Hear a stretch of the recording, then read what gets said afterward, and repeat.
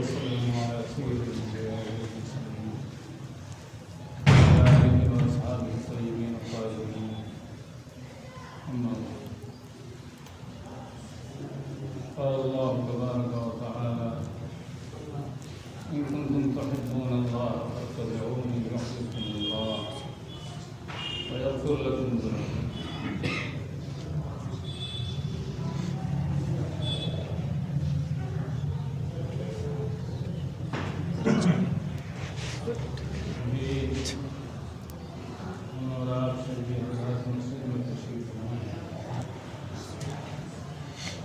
ابھی جماعت ہوگی.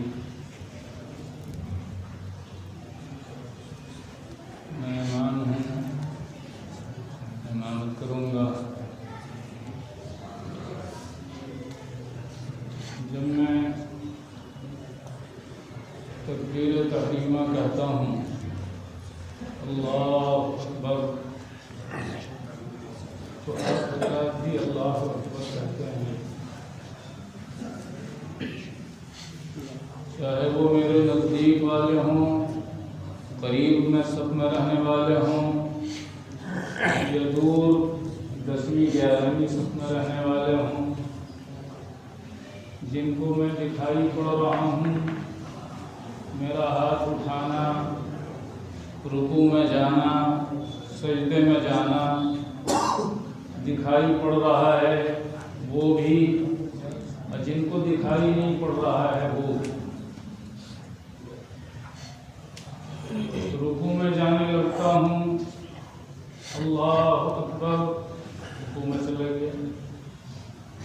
آپ حضرات بھی تکبیر کہتے ہیں، تکبیر تحریمہ کے بعد ہاتھ باندھ لیتے ہیں.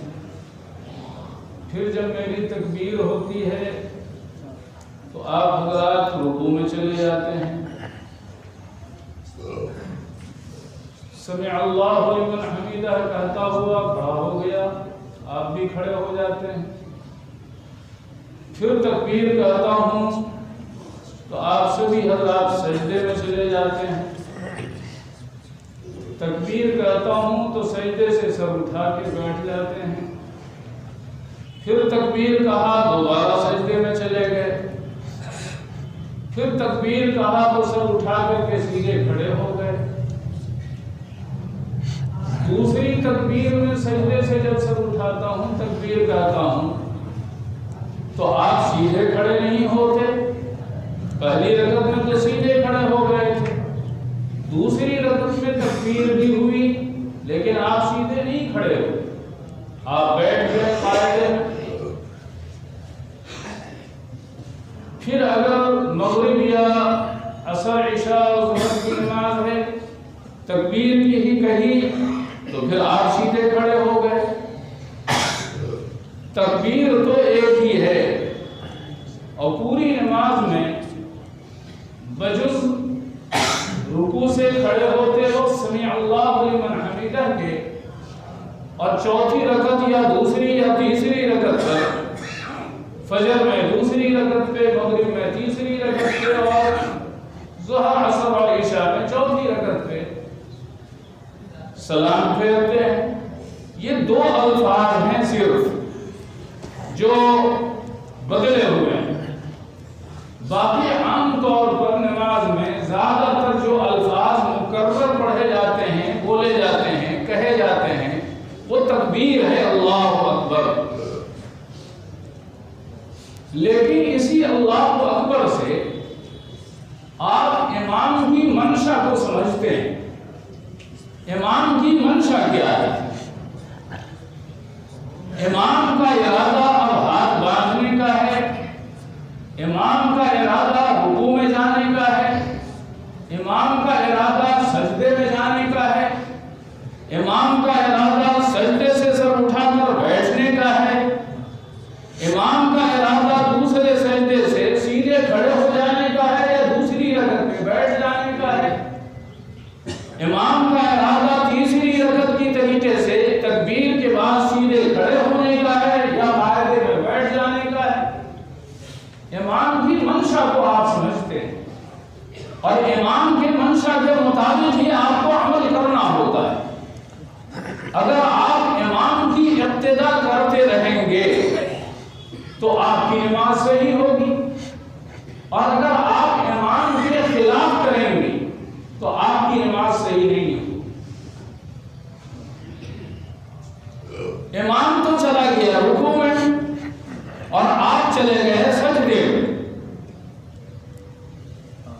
امام نے سمیع اللہ لمن حمیدہ کہتے ہوئے سر اٹھایا رکوع سے، اور آپ سجدے سے سر اٹھا رہے ہیں، آپ کی نماز نہیں ہوگی، سرے سے نہیں ہوگی، نماز باطل ہو گئی، نماز خراب ہو گئی، اور ایسی نماز پہ کوئی اجر و ثواب تو خیر کیا ملتا، الٹے امام کی مخالفت کر کے اپنی نماز فاسد کر لینے کی وجہ سے گناہ ہوگا۔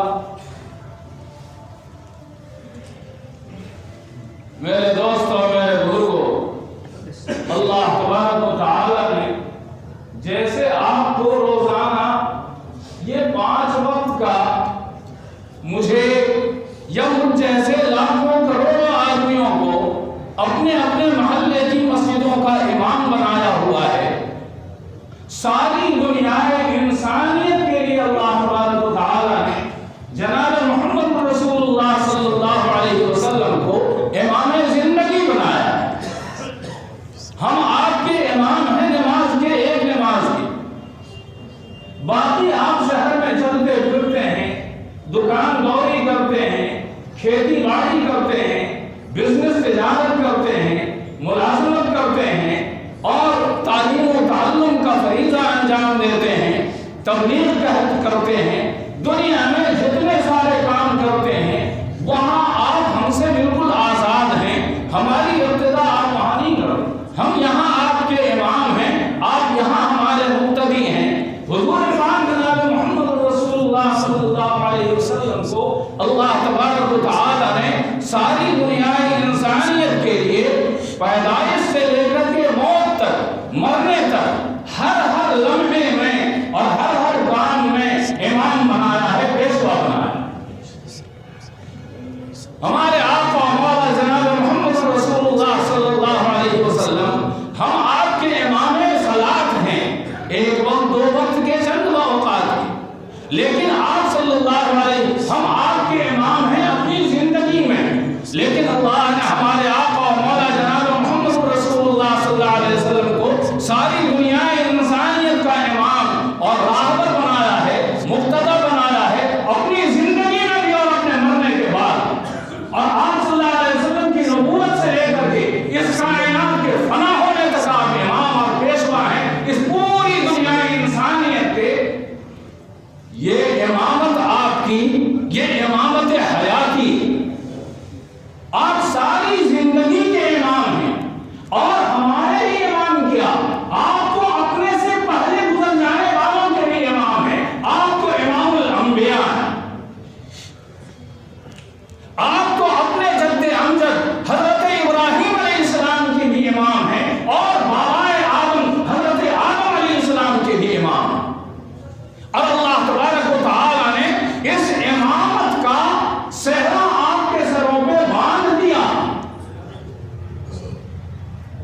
اور لوگوں میں اس کا تعارف کروا دیا۔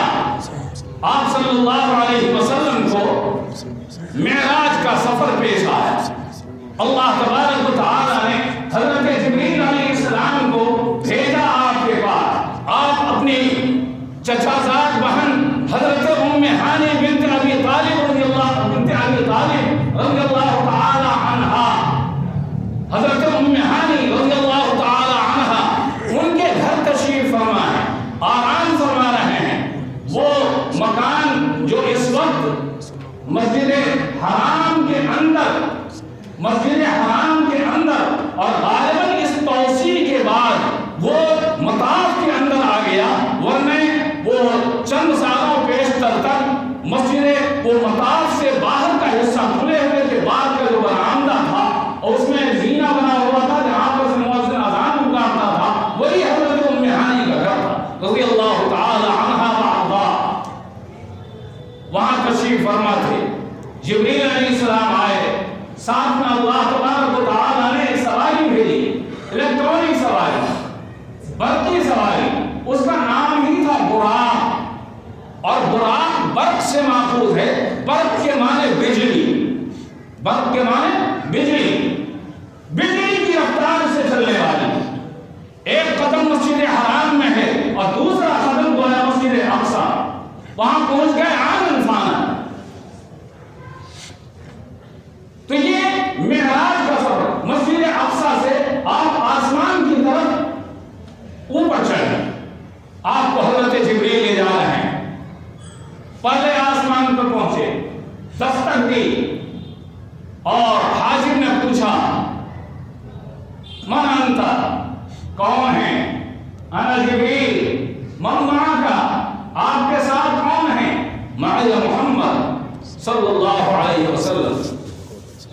آسمان کھلتا ہے، آپ اوپر چڑھتے ہیں، مختلف انبیاء سے ملاقات ہوتی ہے، دوسرے آسمان پہ، تیسرے آسمان پہ، چوتھے آسمان پہ، ساتویں آسمان، یہاں تک کہ ساتوں آسمان سے اوپر بھی تشریف لے جاتے ہیں، سدرۃ المنتہا پہ پہنچتے ہیں۔ وہ آخری جگہ ہے جس سے آگے مخلوق خدا کوئی آگے نہیں بڑھ سکتی، یہاں تک کہ جبریل امین بھی آگے نہیں بڑھ سکتی۔ وہاں جا کر کے جبریل امین نے ساتھ چھوڑ دیا، اب آگے آپ ہیں اور آپ کا اللہ۔ میری کیا مجال کہ میں آگے بڑھ سکوں؟ ارے تو ساتھ کون لے گا؟ جبریل آئے بولے چلو ساتھ، وہاں سے تو مکہ سے لے کر کے تم آ رہے ہو۔ نہیں، اب تو اگر میں اس سے سرے منہ آگے بڑھا تو میرے بال پر جل کر کے خاکستر ہو جائیں۔ فروغ تجلی بس و زر پر،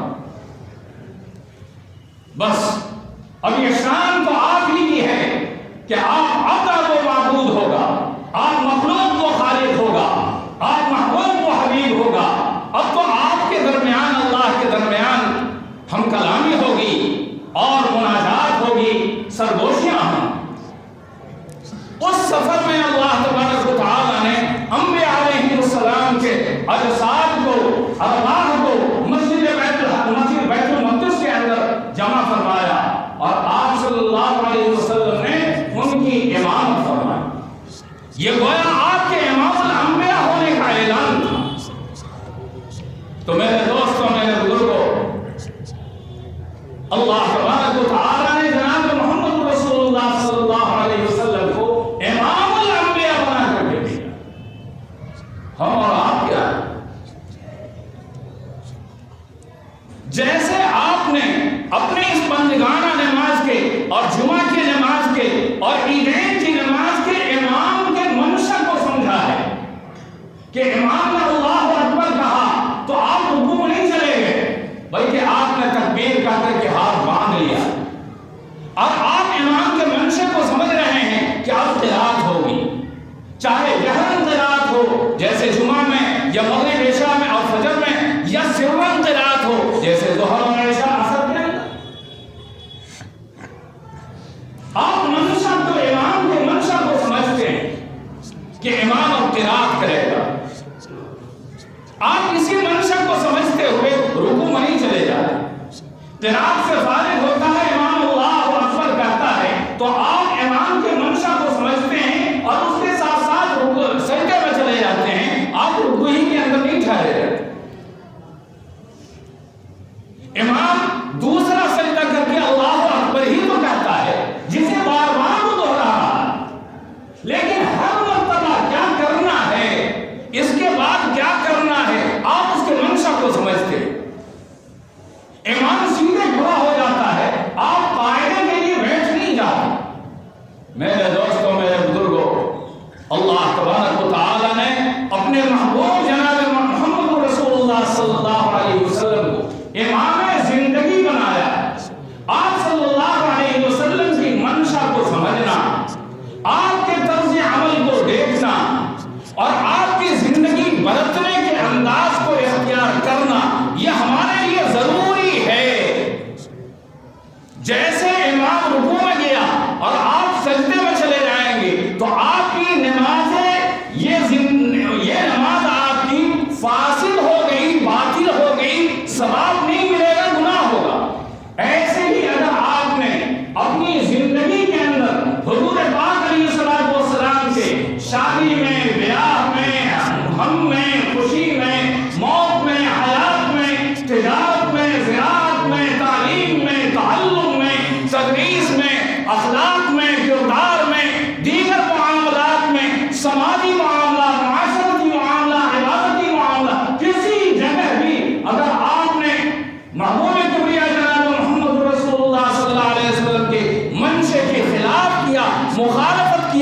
آپ کی یہ نماز زندگی فاسد ہو جائے گی، آپ کو اجر و ثواب نہیں ملے گا۔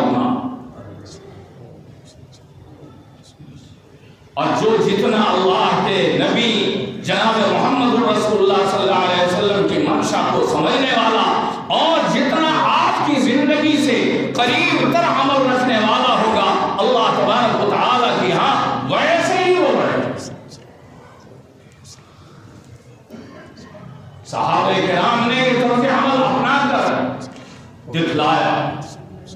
صحابہ کرام تو صحابہ کرام ہیں، صحابہ کرام تو بڑی اونچی شخصیتیں اور بڑی اونچی ذات ہیں، یہاں تک کہ اگر حضرت غوث پاک حضرت خواجہ عبد القادر جیلانی اور حضرت جنید بغدادی، حضرت خواجہ معین الدین چشتی، حضرت خواجہ نظام الدین اولیاء اور حضرت خواجہ گیسو دراز اور حضرت خواجہ قطب الدین بختیار کانٹی، حضرت خواجہ باقی باللہ اور حضرت خواجہ شرف الدین یحییٰ منیری، حضرت خواجہ صابر کلیانی اور ان کے جیسے جیسے اس امت کے اندر جو لاکھوں کروڑوں اولیاء پیدا ہوئے، سارے کی ولایت کو ایک جگہ اکٹھا کر دیا جائے تو ایک صحابی کے مرتبے تو نہیں پہنچ سکتے۔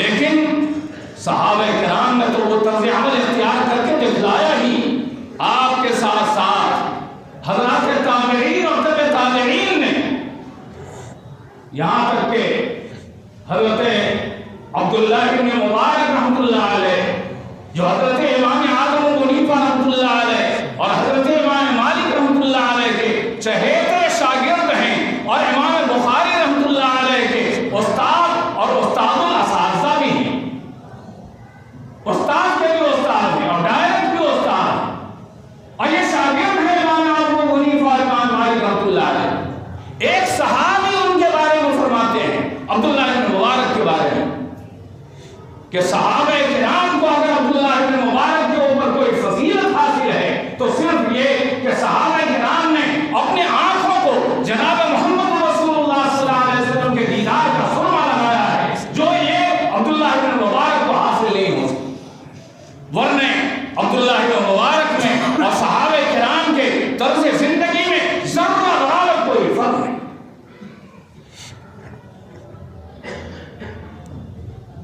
کیسی یکسانیت، کیسا اتباع سنت اور نبی پاک علیہ السلام کے افعال کی، کردار کی، اخلاق کی، برتاؤ کی، طرز زندگی کی کیسی نقالی اور کیسی پیروی اور اطاعت اور اتباع کرتے تھے، اس کا اندازہ اس سے لگائیے۔ تھوڑا سا وقفہ زیادہ ہو جائے گا، معاف کیجیے گا، بات ذرا اپنے مضمون کو پورا کر لیجیے، گھڑی وڑی مت دیکھنے لگے گا۔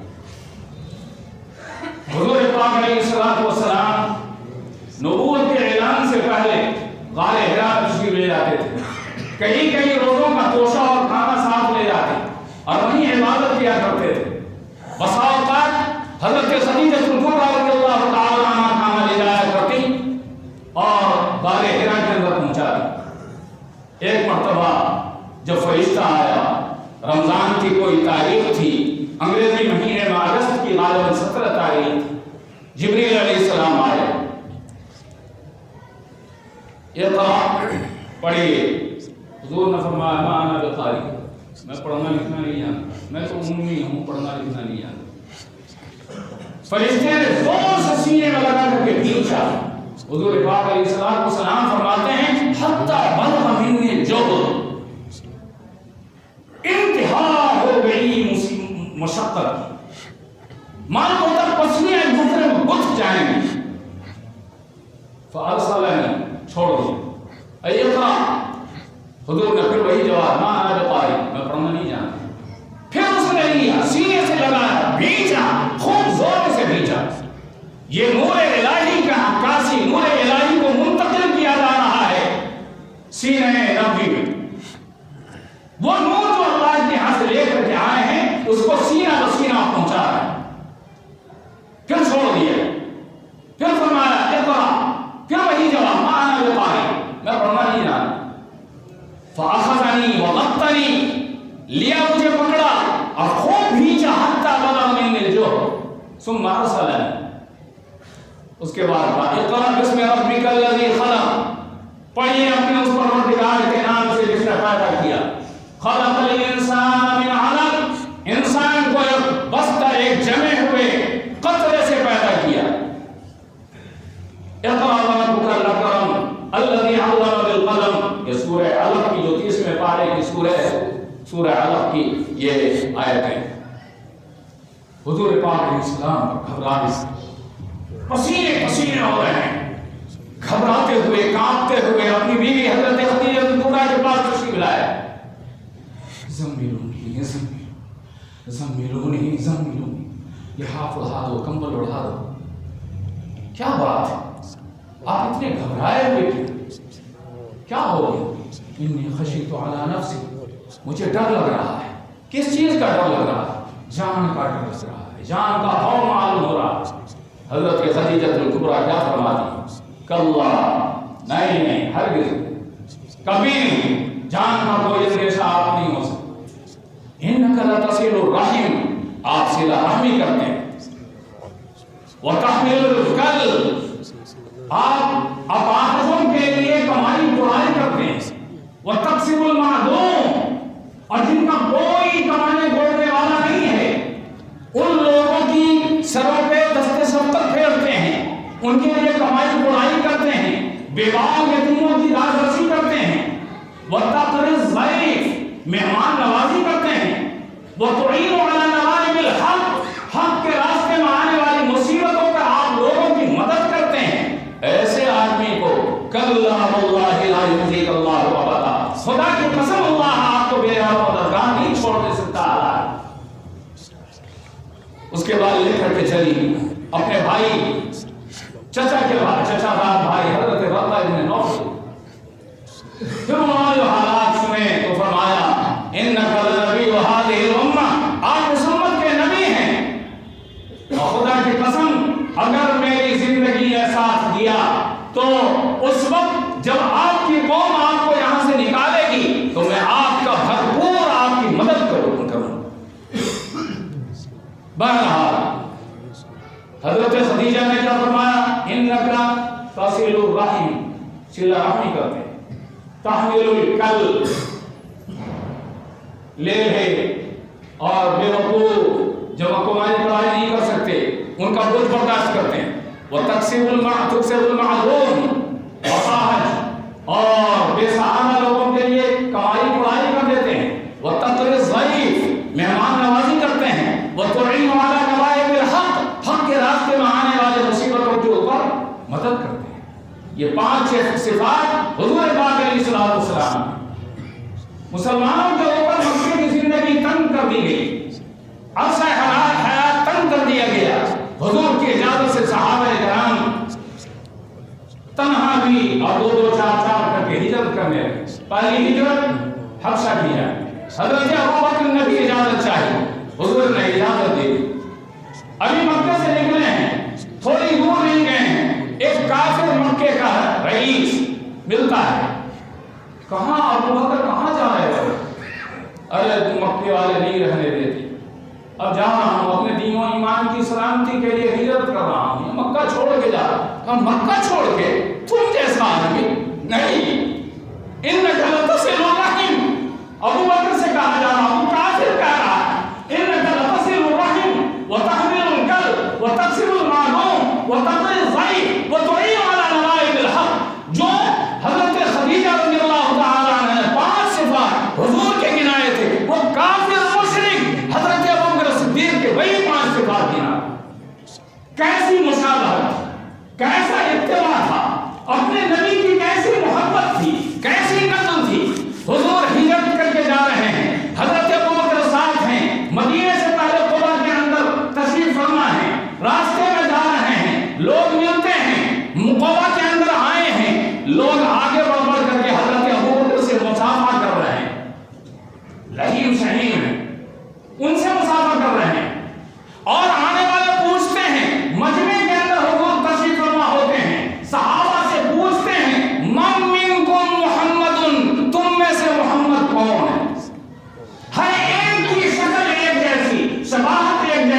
لباس ایک جیسا، وضع ایک جیسا، چہرہ ایک جیسا، تراش خراش ایک جیسی، کوئی بھی محمد رسول اللہ سے الگ تراش خراش والا نہیں۔ من میں کو محمد پہچاننا مشکل ہو جاتا تھا، مشابہت چہرے کی مشابہت پہچاننا مشکل ہو جاتا، پوچھنا پڑتا تھا تم میں محمد کون؟ ہجرت کے سفر میں قبا کے اندر جب حضرت ابوبکر نے بھانپ لیا کہ لوگ مجھے کو نبی سمجھ رہے ہیں، تو اس کے بعد جب تک دھوپ اوپر چڑھا آئی تھی، سورج اوپر چڑھا آیا تھا، حضرت ابوبکر نے یہ کیا چالاکی کیا کہ حضور کی نبوت کا اعلان اور میرے خادم ہونے کا، مخدوم اور خادم میں، غلام اور آقا کے درمیان فرق ہو جائے۔ انہوں نے اپنی چادر لیا اور چادر لے کر کے حضور پاک صلی اللہ علیہ وسلم کے سروں کے اوپر ٹانگ دیا، سایہ نہ پڑے حضور کے اوپر۔ لوگوں نے پہچان لیا، لفظ اعلان نہیں، لوگوں نے پہچان لیا کہ یہ مخدوم ہے، یہ خادم ہے، جو سایہ میں جن کو بیٹھایا گیا وہ نبی ہے، اور جو سایہ کر رہا ہے، کام رہا ہے، وہ خادم غلام ہے۔ میرے دوستو، حضور پاک علیہ السلام سے ایسی مشابہت صحابہ کرام نے پیدا کی۔ میرے دوستو، آج ہم کس دور سے گزر رہے ہیں، کس دور سے گزر رہے ہیں، امت مسلمہ کے حالات دنیا کے اندر کیا ہیں، اور خود اس ملک کے اندر ہمارے حالات کیا ہیں۔ ہم اپنے چہرے موہے پر غور کر لیتے، اپنی تراش و خراش پہ غور کر لیتے، ہم اپنی چال ڈھال پہ غور کر لیتے، ہم اپنے اپنوں اور بیگانوں کے ساتھ اپنے اخلاق و کردار کا